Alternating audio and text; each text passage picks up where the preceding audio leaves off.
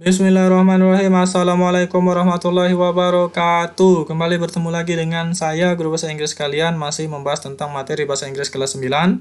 Baik, hari ini kita akan melanjutkan pembahasan kita tentang indikator pembelajaran ketiga pada bab 1. Sebelum memulai pembelajaran, marilah bersama-sama mengucapkan basmalah. Bismillahirrahmanirrahim. Oke, sekarang materi pada indikator yang ketiga adalah noun, artinya kata benda. Nah, kata benda ini pengertiannya apa sih? Yaitu kelas kata yang fungsinya memberikan nama pada benda. Misal, ada kayu dibentuk jadi alas dan berkaki 4. Namanya apa? Oh, meja. Kemudian ada sebuah batang plastik, ada isi tinta yang bisa dipakai untuk menulis. Namanya apa? Oh, pulpen. Nah, seperti itu ya. Maksud memberikan nama pada benda yang dijelaskan pada materi ini. Kemudian jenis daripada kata benda itu sendiri, yang pertama ada countable noun, ini countable noun.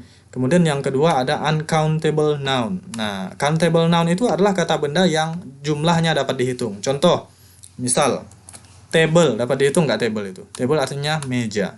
Dapat kan? Karena kelihatan mata kita dapat dihitung. Kemudian chair, kursi, dapat dihitung nggak?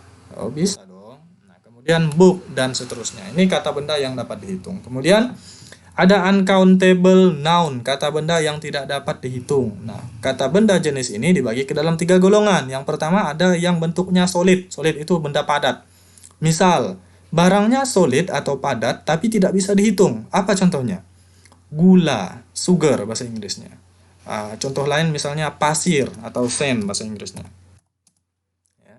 Sand artinya pasir. Nah, ini dia. Nah, sugar kan padat, dia terdiri dari butiran-butiran kristal, tapi tidak bisa dihitung. Nah, maka dia termasuk ke dalam uncountable noun, berbentuk solid.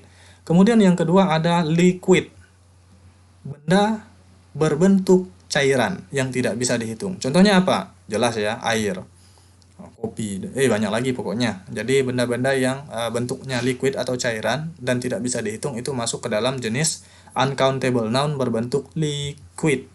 Kemudian ada yang berbentuk gas dan juga tidak bisa dihitung. Contohnya apa? Udara dan lain sebagainya. Banyak ini contohnya. Jadi benda-benda ini termasuk ke dalam uncountable noun atau kata benda yang tidak bisa dihitung. Penggunaan kata benda, rumusnya kebalikan daripada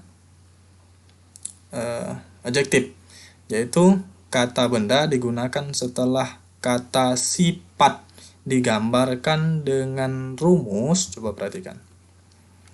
Adjective plus noun. Nah, maka noun ini berada setelah kata sifat. Ini kebalikan daripada rumus adjektif di atas. Maka kata benda itu dia harus berada di belakang kata sifat. Jadi kalau mau bikin kalimat kucing imut, maka kucingnya ini harus dibalik dulu ke belakang untuk menerjemahkannya ke dalam bahasa Inggris. Nah, berarti kita taruh dulu kucingnya ke belakang nih. Atau kita taruh adjektifnya dulu ke depan. Ini adjektifnya yang mana? Ya, imut ini ya adjektifnya. Karena kucing sudah ketahuan kata benda. Maka imut kita taruh depan dulu. Imut. Kemudian baru disusul kucing yang kita letakkan di belakang kata imut.